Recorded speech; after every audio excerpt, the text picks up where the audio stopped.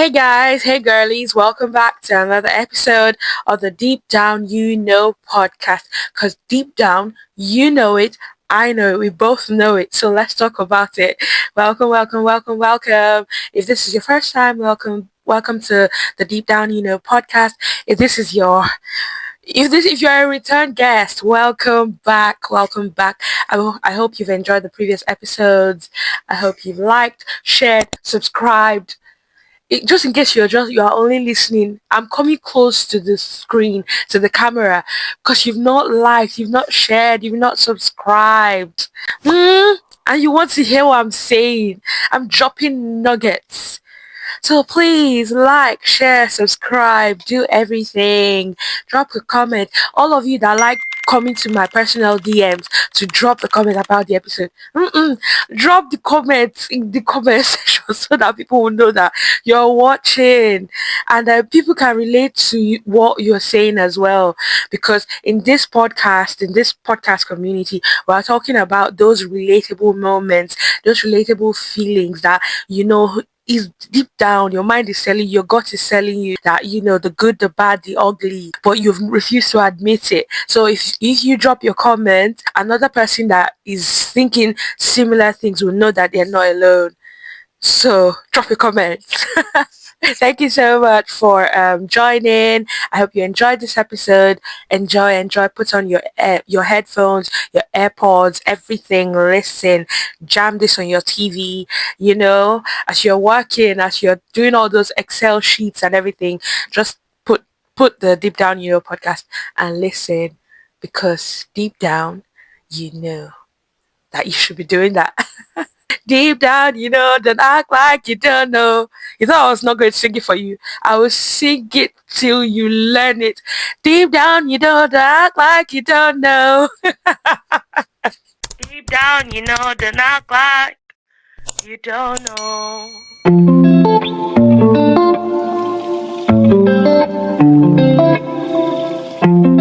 So how have you been? Has the weather been treating you? It's been cold. I know that I'm not putting on jumpers or anything because somewhere in my mind it's still warm outside. But it's not. Like, I'm freezing.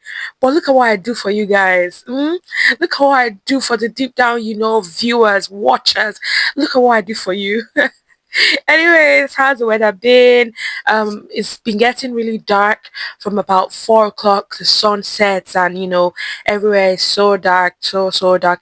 I don't know if it's I mean, it's a very British thing for everyone to say, "Oh my God, the weather is so depressing," and everyone like automatically goes into that zone of, oh, the weather is depressing.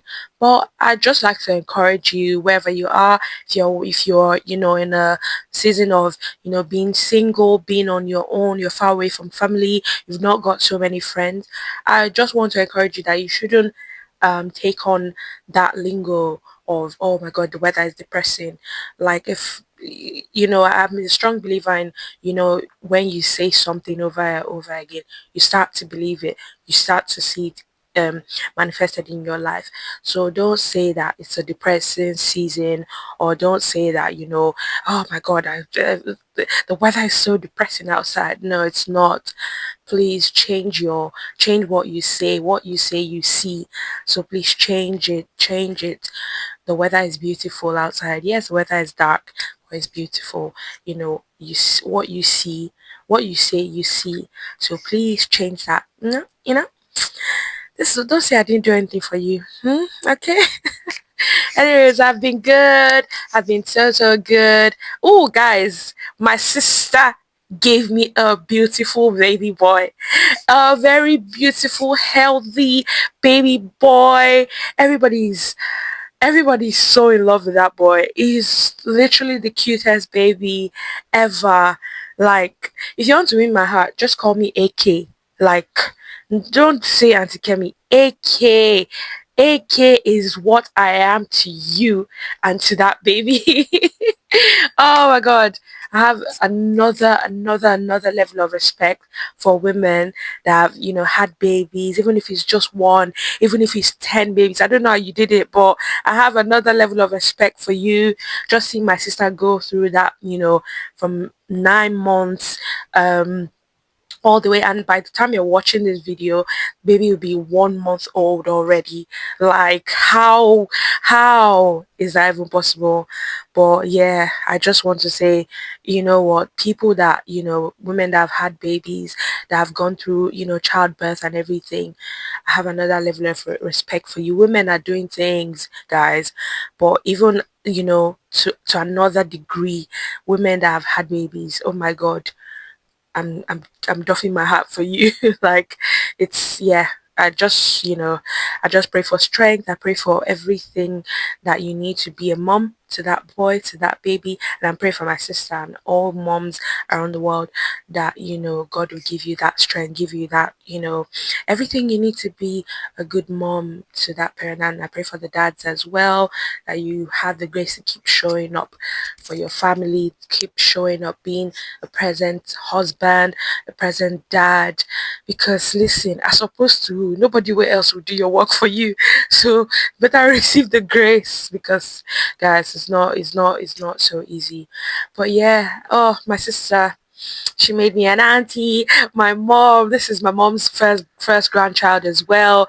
Like, everybody's just my second sister. This is our first nephew as well. Everybody is just so in love with that boy. Oh, I can't wait to have my baby at the right time. So my man better listen to this.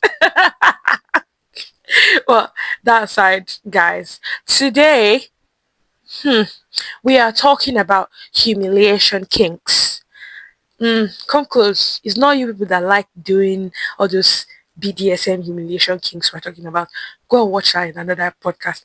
But today, we're talking about all of you that like to humiliate your partners.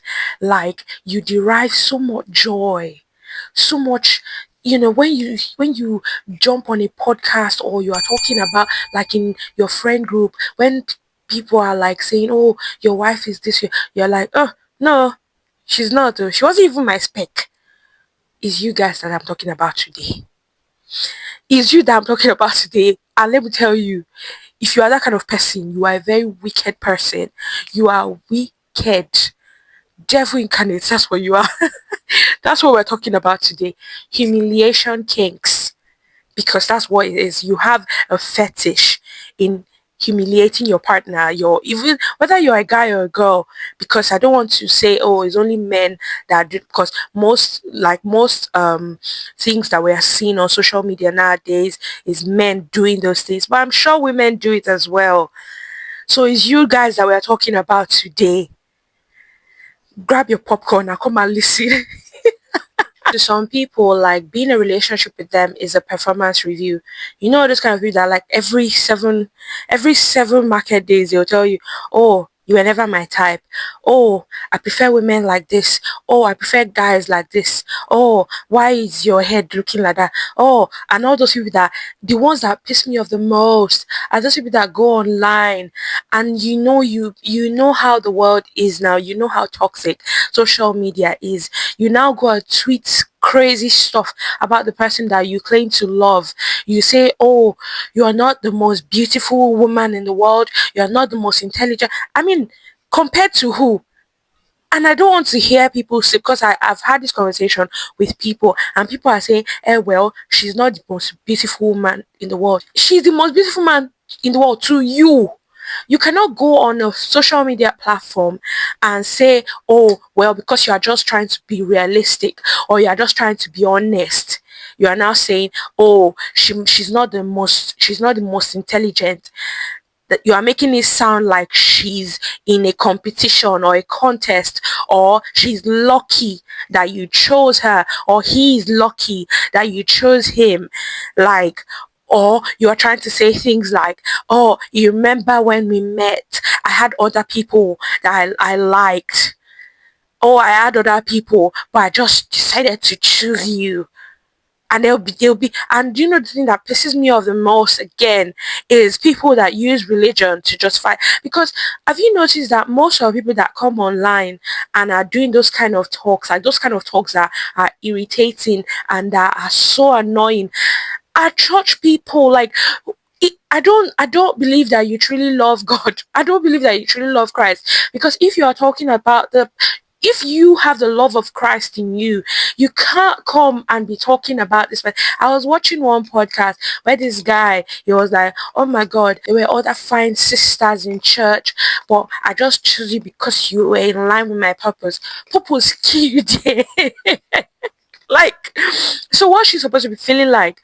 Oh, she's not beautiful, or she's ugly, or just because she was in line with purpose, and you're not making them feel like, oh, you've done them a great favor because they are with you.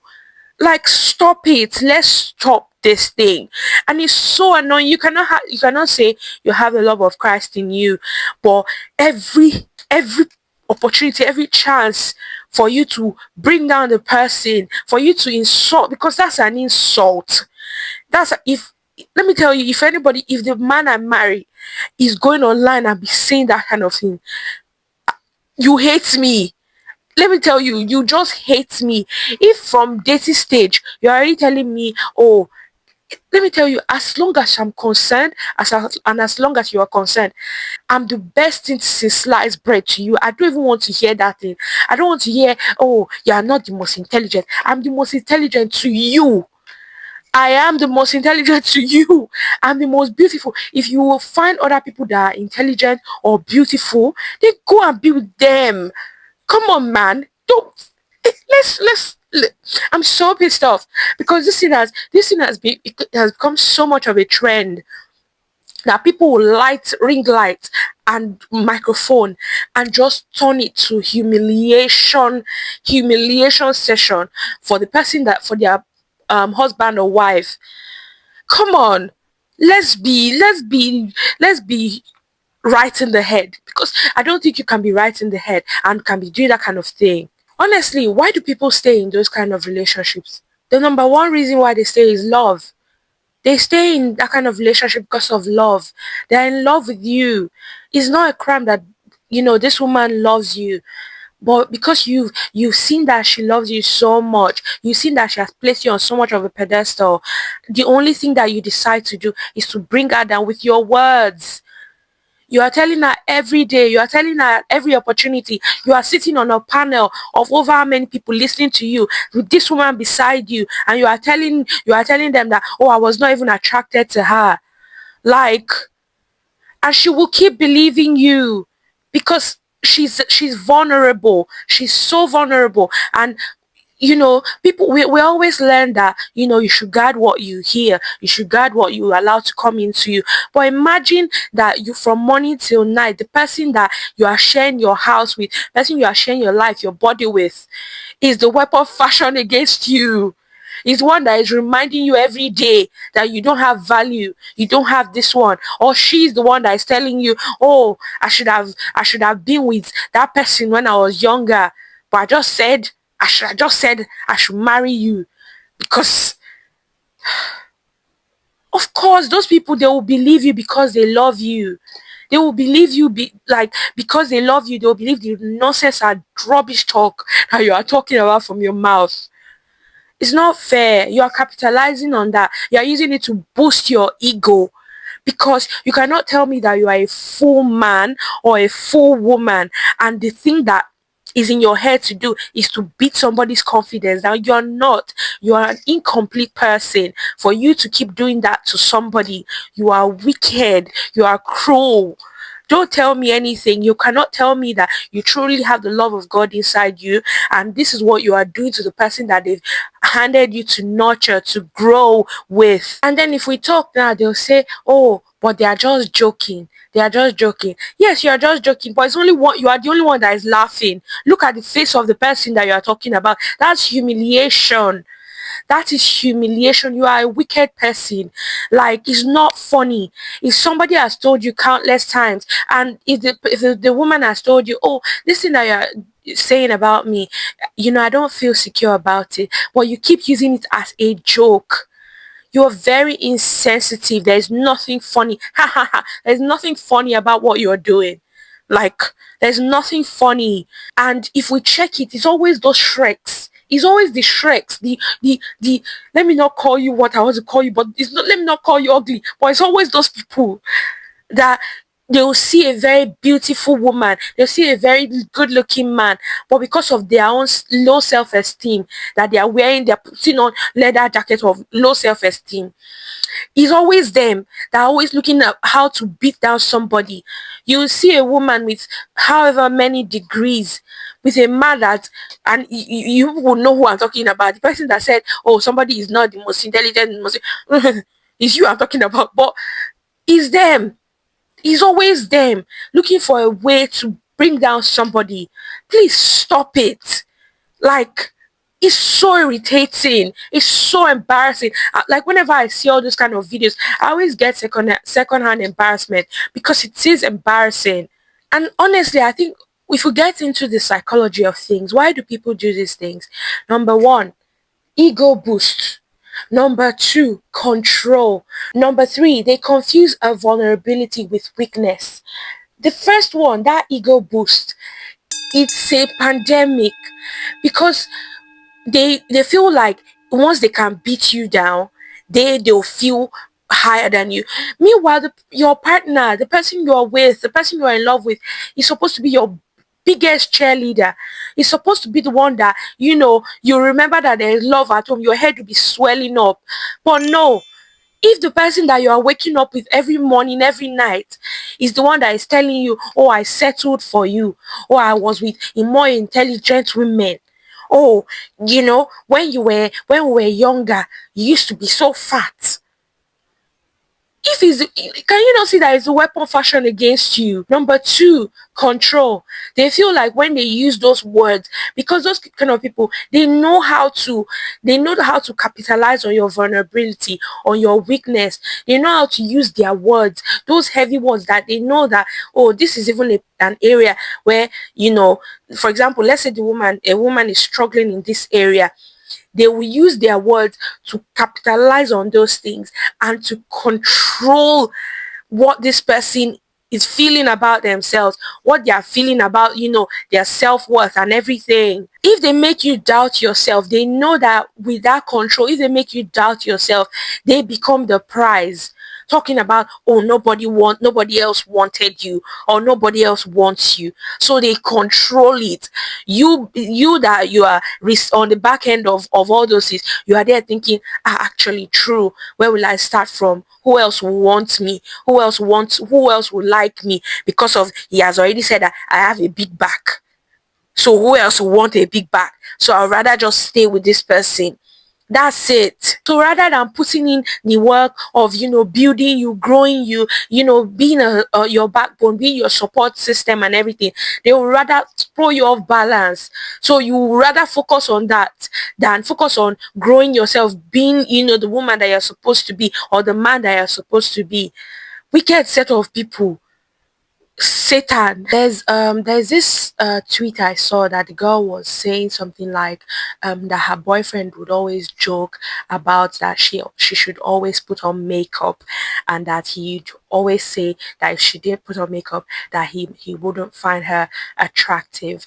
And she said that he said it multiple times, and then one time she told him that she didn't like the way he said it and stuff, and then the guy said that oh, she was just being too sensitive. Cueing the gaslighting. Cueing the gaslighting. Let me tell you, he wasn't joking with you. When somebody tells you that kind of thing, please take it as a threat and run. Listen, you know that meme that say run, dun, dun, dun, dun. Run for your life. He's not joking with you. If somebody that claims that he's your boyfriend and that he loves you and whatever, he's telling you that he cannot find you attractive where if you don't have makeup, please, will you be putting on makeup to bed? Don't take it as a joke. Don't take it as a joke. He hates you. Don't take it as a joke. Cut it off.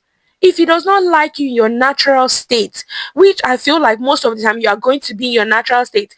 So that means all those time when you are having your bath and everything, if you come out of the bathroom, he's going to be looking at you like, oh, this girl is ugly in his mind. This one is still saying it as a joke. One day will come and tell you outrightly. You are still calling him your boyfriend. It's not your boyfriend. It's not your boyfriend. You better answer. Because this one that is already telling you like this in dating stage, it will get worse. It will get worse. Recently, I was just watching a video that really broke my heart. It really, really did break my heart. They went on a podcast. I think it was a month or 3 months ago, and in the way they were still talking, the way the man was still talking about the woman, you could just see that this man, even after so many years, he's not learned his lesson, or he's not changed. He was still very proud of the rubbish that he used to say, and his rubbish that he was saying. Before we got married, we dated in high school. And in high school, I knew that I was number one, but I knew when I met him, he told me, you're my starter, but I got other ones on the bench, And, what else would you tell me, baby? That you my point guard. Yes. And that you love me. But I like them. Right. So I was in a relationship that I was okay with that as long as I was first. Mm-hmm. And there's a reason for that. I want, the women to know out there. I didn't know Jesus. I didn't, know who I was. What'd you say, babe? I had no value. You look at what he did. He's telling them that, he told her when they were younger that, he loves her, but he likes other women. Why? And you're coming out on a public platform to say this kind of nonsense. And when I was going through transition of him not coming home on the weekends, not being there, telling me I hate you, I'll never love you, I wish I never married you, right. I knew that life and death is in the power of the tongue through the word of God. So I would say, you will love me one day. We will have a good marriage one day. And although he would go out for weekends, I would literally help him get ready to go meet his side chick by ironing his clothes and getting them ready for the night.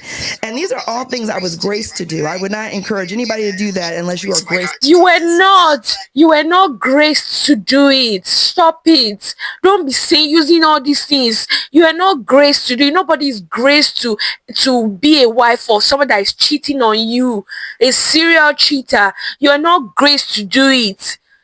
You are not graced to do it. Stop, please.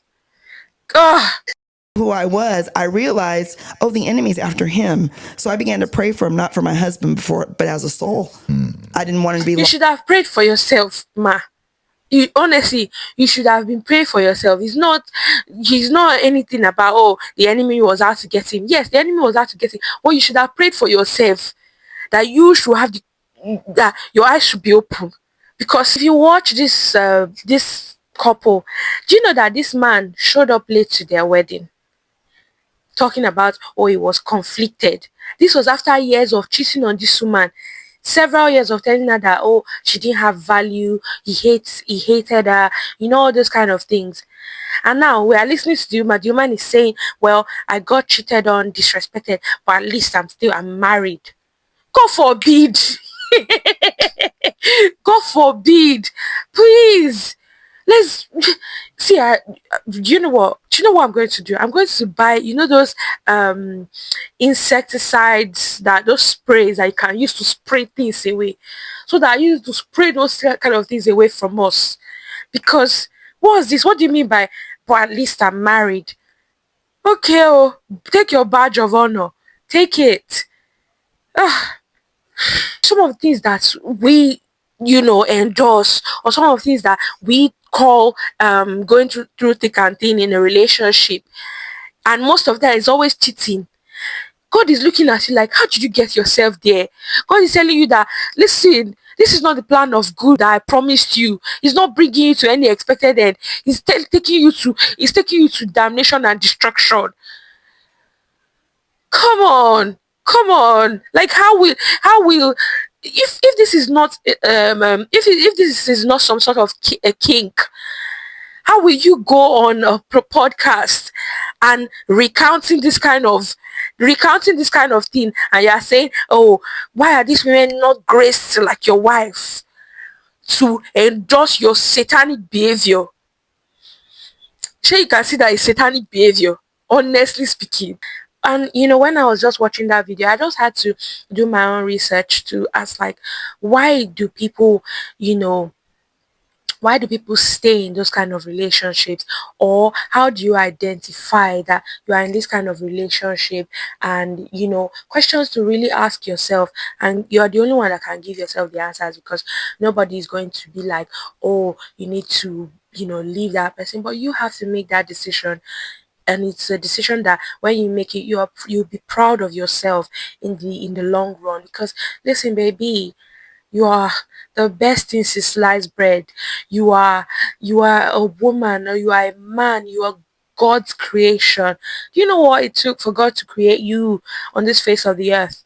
And then somebody that wants to come and beat you down after all you've achieved, after all you've gone through, your teenage years, your adult life, whatever age you are, to be here right now. And then somebody is constantly beating down on you as a person. So yeah, I wrote down the questions. Signs your partner uses humiliation as a tool.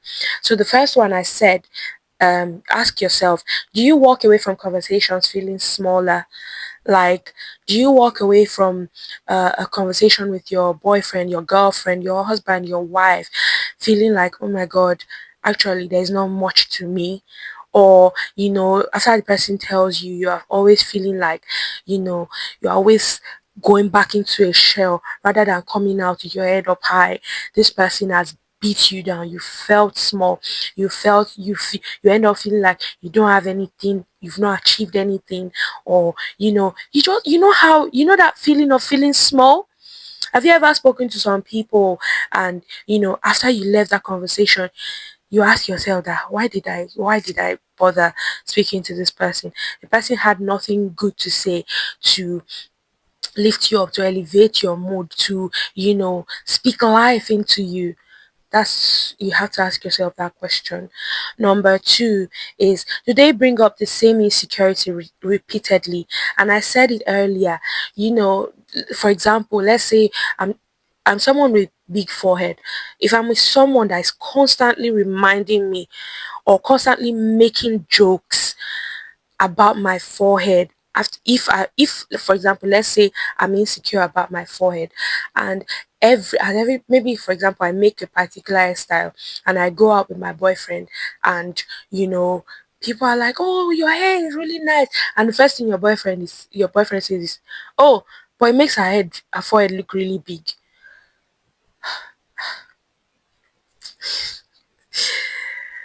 That will piss me off. It will piss me off, because you see what that person has done is, in the moment of somebody complimenting you, somebody saying, oh, your hair looks really nice, in a moment where somebody is boosting you up, the person's first thought, and they claim it's a joke, but the person's first thought is to say, oh, to highlight something that is an insecurity. That's not nice. That's not nice. How about, like, or if somebody says, oh, it's good that your boyfriend took you to XYZ restaurant, da, da, da, and the first thing you say is like, oh, but the restaurant was a cheap one. It's not nice now. Let's put ourselves in people's shoes. Like, it's not nice. Even if you are trying to deceive yourself that, oh, you are trying to make him want to do better next time, there are better ways to say things. Like, it's not nice. And if the person has communicated it to you saying, oh, you make fun of me, or you make jokes about certain things I've told you that I'm not comfortable with, I'm not secure about, and you constantly make jokes about them, or you constantly bring it up in conversation as a jab or as your point, there are 1,001 points to use, rather than doing that to somebody that you claim that you love. It's not fair. Like, let's be for real, for real. It's not fair. The next one is, do I have to defend my worth inside my own relationship? Oh, that one is a really good question, because that have you you can be in a relationship with someone that even things that you don't know about yourself, this person highlights it, spotlights it. the person tells you, reminds you how kind you are, how, intentional you are. But no, rather than doing that, you're having to defending yourself in a relationship where your walls are supposed to be down, where your guards are supposed to be down. Rather, you're having to put on a defense, a verbal defense, even an internal defense, defending yourself. Like, oh, you have to constantly want to prove a point to this person, not even for your own self, but you're having to want to prove a point to this person. You're having to want to defend, why they should be in a relationship with you, or why you are worthy of being in that relationship. Nah, no, no, no. Like, ask yourself these questions. These are very important questions that you need to sit with yourself. Do a performance review. That performance review that the person is doing with you to constantly remind you of those things. You do it with yourself. You do a deep search with yourself. Like, what are you doing? Yeah, you have to do it. Honestly, I just want to let you know that you have to reclaim your energy. You have to reclaim your worth. You have to reclaim your self-worth to yourself. You have to realize that you are a person of value. You have to realize that you bring you bring so much energy into a relationship. You have to speak life to yourself. Speak so much life. So bring life into yourself. You have to pour into yourself before somebody pours negative into you. If you don't realize that, if you don't realize the best things about yourself, nobody, I promise you, will nobody will prove that point to you. If you don't realize that you are beautiful, that you are intelligent, if you don't realize that you are worthy of the kind of love that you are asking for, or you don't realize that you are worthy of an intentional type of love, a love that will grow you, that will nurture you, nobody will realize that for you. So I feel like you have to take back the energy, take back what the enemy, because that person that you say you are in love with that is pulling you down is the enemy. Take back that power from the person and know yourself. Get something to do. Don't tie your value or your self-worth around your partner. Yes, they are going to help you. You people are going to, it's going to be a fusion when both people come together. But even in your own self, you have to have something doing for yourself. Your value can't be tied to that. What if that relationship is not there? Will you be out of value? No. So I feel like you need to reclaim that energy. You need to buy back the time that you've already wasted. You need to